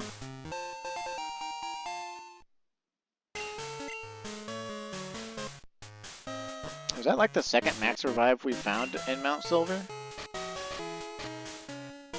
Yeah, I think so. But yeah, more or less, the game also gives you all sorts of tools to help you deal with Red. For instance, the opposite version legendary, like the one we caught at the beginning of this video, Ohio, he's level 70, right? So stat-wise, he's on par or already higher stats than over half of Red's team. And you also find a rare candy, or we found a rare candy like around the time that we caught him. I think in his tower even. And well, you could just use that on him, and then he's level 71. So the stat difference becomes even more different. And then, like I was saying about the that is a high level Golduck. But like I was saying about the DVs and the drugs, you could give your level 70 legendary bird, you know, plus 25 to every stat with enough money. And if you did that, then your legendary bird is probably capable of killing half of Red's team by itself. At, I won't say at base, but without leveling up. So the amount of grinding that people say is required for Red is grossly exaggerated. And we're not going to prove that this time because we're just exploring Mount Silver. But next time we're going to prove it. And we're going to prove it basically with the team we've been using all game. And I might get them all up to level 60. Just to, you know, just to assert dominance over blue. Because, you know, they're all, we're like, half of them are 58 at this point. But yeah, I might go back through the Elite Four a time or two or three more times off camera, or I might just use them each to level 60 while raising like the Larvitar and the Houndour and stuff. And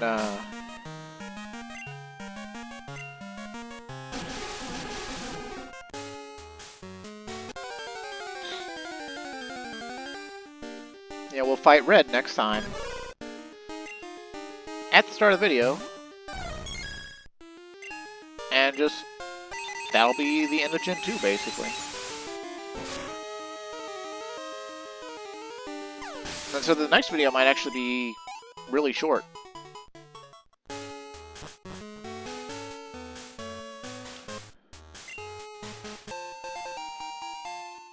But yeah, so not only though do they give you, the legendary birds to use, right? Because the game encourages you to go get them by giving you a key item and telling you where they are.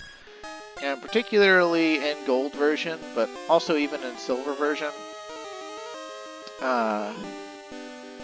Ho-Oh is a monster of a Pokemon. And in gold version, I would highly recommend that you use Ho-Oh after the game lets you catch him. Just make him a staple in your team. Because he is that good. Like, there's no reason to not use him. He is amazing. But his hold item, Sacred Ash, right? Upon seeing it, like, you realize, like, what it does. Like, take it off him, read its description. Max revive for your whole team. Basically, the developer intention for you fighting Red is that it's ordained that you're, by like fate, that you're going to beat him. Because you're the special kid from Johto, who is now time travel paradoxically, intertwined, entangled with Red on like a spiritual level. And a spiritual and a technological one, really. And I mean, fuck it. We could see how we do right now, right? Like, I'd want to go get my Octillery, but we could see how we do right now. Maybe that would be more fun, right? See how we do. See if we actually even need to train. But of course, I want to fill out the Pokedex so that I can show off Tyranitar, the fully evolved form of Larvitar. Nah, I'm gonna leave it for next time. We're gonna leave it for next time. But yeah, so between this recording and the next recording, I'm gonna level my guys to 60, fill out as much of the rest of the Pokedex as I can, which might entail me going around to catch other Pokemon that I haven't caught on screen. Like, I might just go catch a Mischievous. I mean, depending on when I record again, I guess we might be able to open up the next episode with catching Mischievous as like the last Pokemon that I can possibly fill out the Pokedex with or something. I'll give it some thought, but either way, we've spent enough time smelling the flowers in Generation 2. And the 30th anniversary of Pokemon is actually already started in Japan and is 8 hours away for me. So I didn't quite get this Let's Play done in time, but well, now that I say that, I kind of want to just go beat Red so we can be done with it. Because, like, do I really need to show you the Pokedex? Do I really need to, like, try to fill it out as much as possible for anything other than pure enjoyment?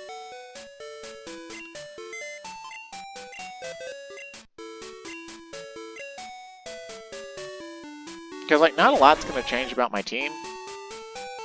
And, hey, if we lose, then it's memes, right? So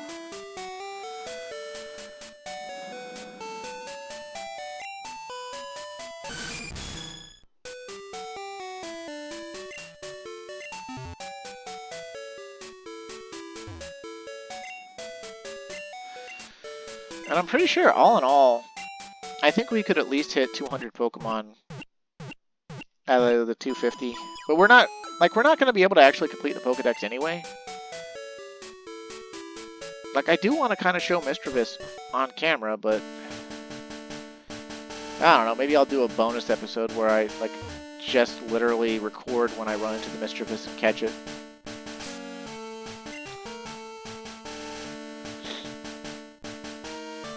Yeah, I guess if we're gonna do this,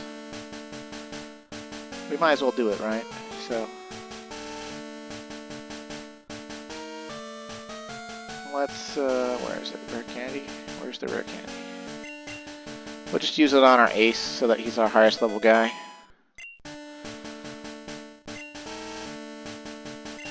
And we'll go ahead and use our last max repel. So that should be enough footsteps to get us to him. And we'll check our hold items, make sure we've got hold items that make sense when we get there. That's funny, like, I talked myself out of it, and then I, like, talked myself into it by mentioning the 30th anniversary is literally in 8 hours. Because, I mean, it's obviously it's the 30th anniversary of Gen 1, so uploading Gen 2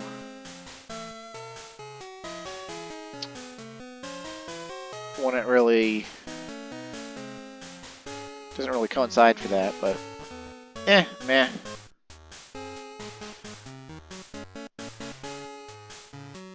I'm gonna save it before we fight him, though, because if we do lose... I don't know if you get to refight him if you lose, because I've actually never lost to him, so... This is, like, super interesting. He doesn't, like, Trainer's Eyes you, he doesn't do anything crazy like that. He's just here.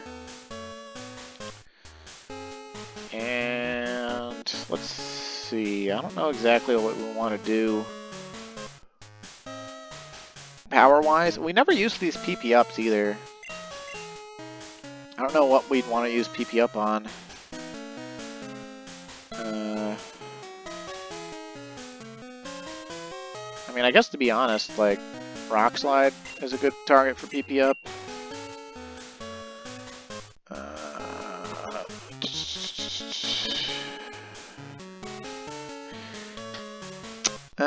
I guess Psychic is a good target for PP up too, so might as well use those.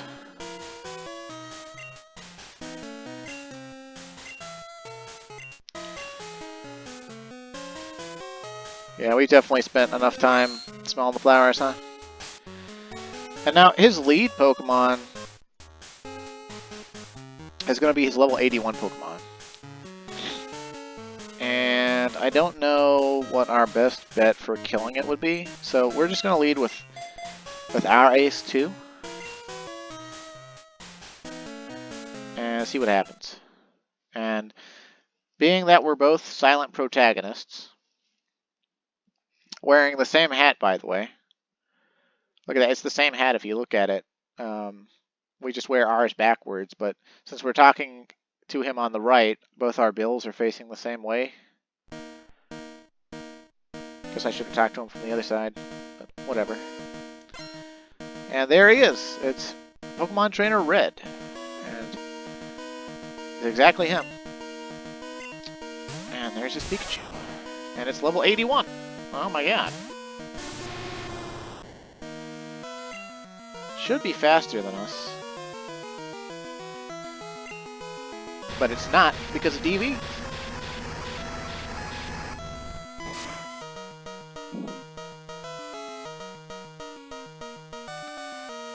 And we even one-shot it because we crit. So hey, it's not turning out too bad. But look at that, 1400 XP from a Pikachu. Crazy. So now he's going with Espeon. And our best play is either using Drill Duke because he resists Psychic, or Maxim because he also resists Psychic. And honestly, I think we'll go with Maxim because he has Bite.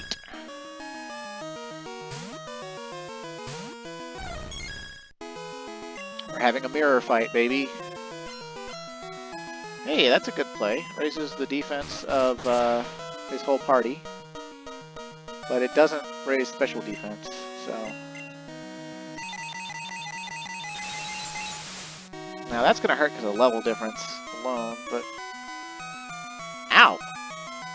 And a crit, apparently. It's not very effective, but it's a crit, so it did 118 damage. That means he could actually kill us if he... He might not even need a crit. He crit twice! Well...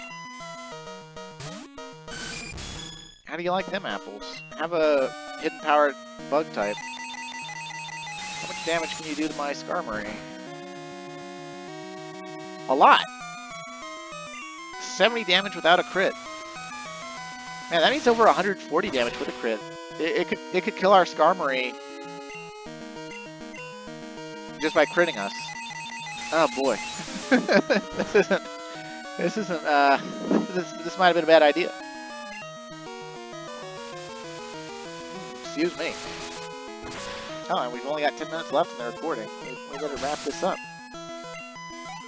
Oof, 3,000.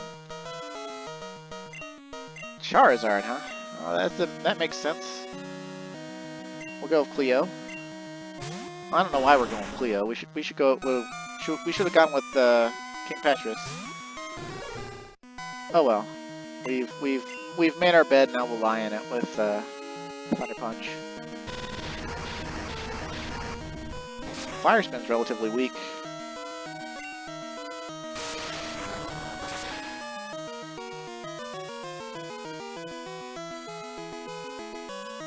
Oh, look at that. Half of his life then. It's not even a crit. Oh, that's gonna hurt.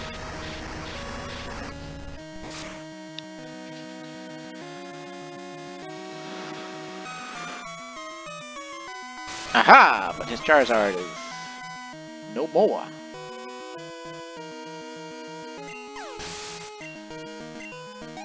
Swing. Ooh, Snorlax. Snorlax is a hard, rough customer. I don't think I have any specific answers for it, but hey, he was a roadblock, and Sudowoodo was also a roadblock. I've got inverted levels, so give me the old low kick special.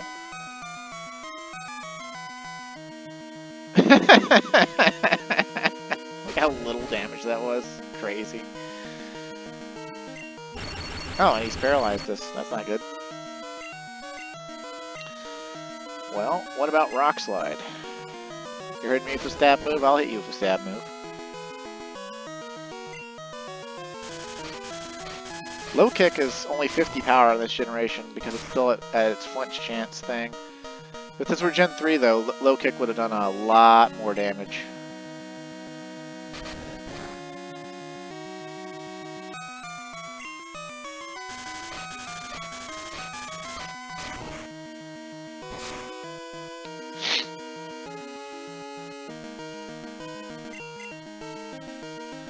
Man, his Snorlax going for broke. He's just body slam, body slam, body slam.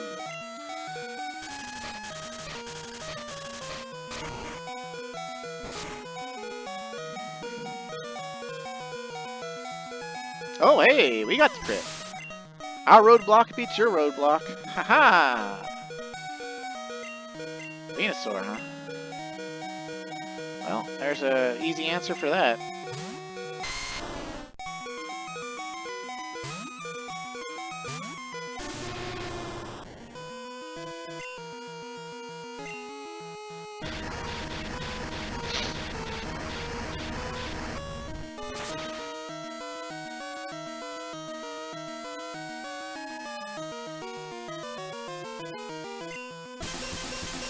Oh. It's an interesting, that's Solar Beam.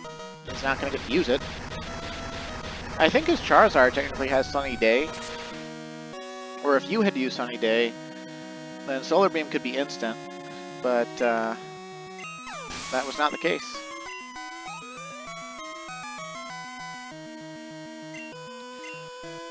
Alright, Blastoise, huh? Well, Water Starter versus Fire Starter is a classic matchup. We've got Thunder Punch, so we can give him what for. Oh, he's got Surf. I'll be surprised if we live through that.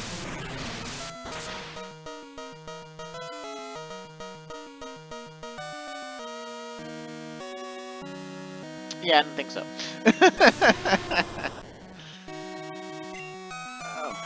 Well, maybe she'll get a quick claw proc? Nope, no such luck. We've done pretty good, but now he's got a 95 power stab move and he's not afraid to use it.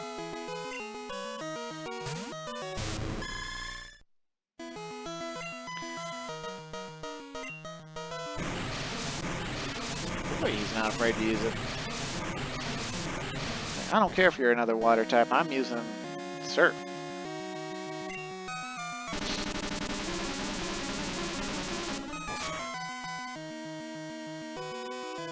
Maybe we could freeze him solid. That might be the play. It's not going to be very effective, but...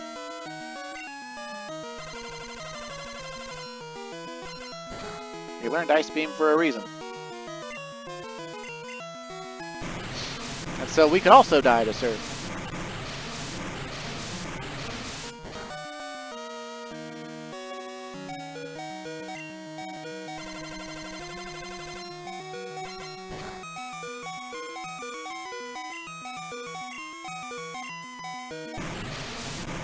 Bro has no qualms.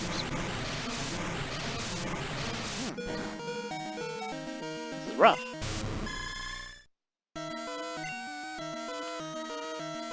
Well...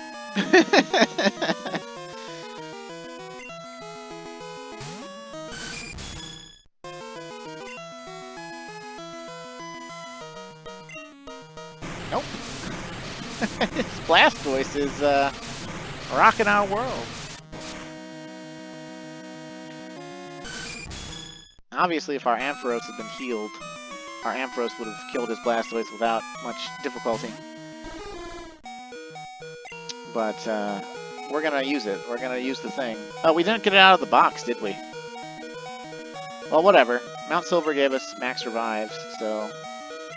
we'll put that to the proof.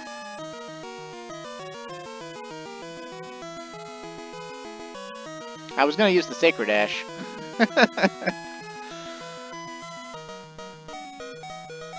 Hello, Mr. Dog. My dog has sensed my apprehension. It's like, hey, you're getting your ass whooped. Let me come give you some doggy comfort.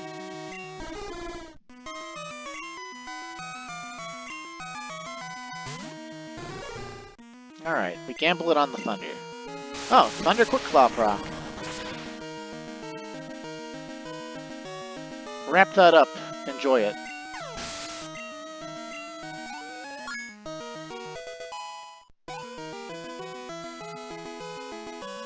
See? No grinding required. And he gives us 15,000 dollary dues because of the amulet coin. And now he's gone forever.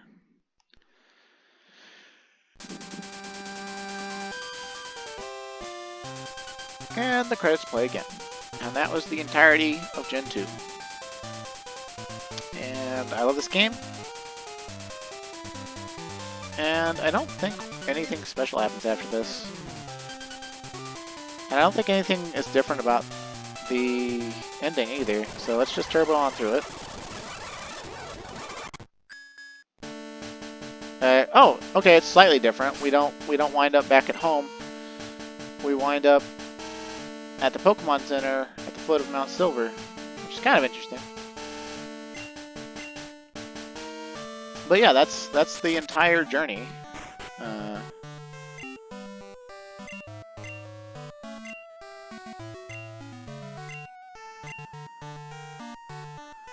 Okay, that's the entire journey. That was it. That was Gen 2. It's amazing, wasn't it? Look at this open window. That's how Silver got in. He climbed in the window and stole Totodile and ran off. Anywho, thanks for watching. Stay safe. Have a great day. And maybe I'll see you if I do a Let's Play of the Gen 4 remasters, because that's all I feel like playing Pokemon-wise. So, please play Pokemon Silver for the 30th anniversary of Pokemon. And I'll see you again in some other game, probably.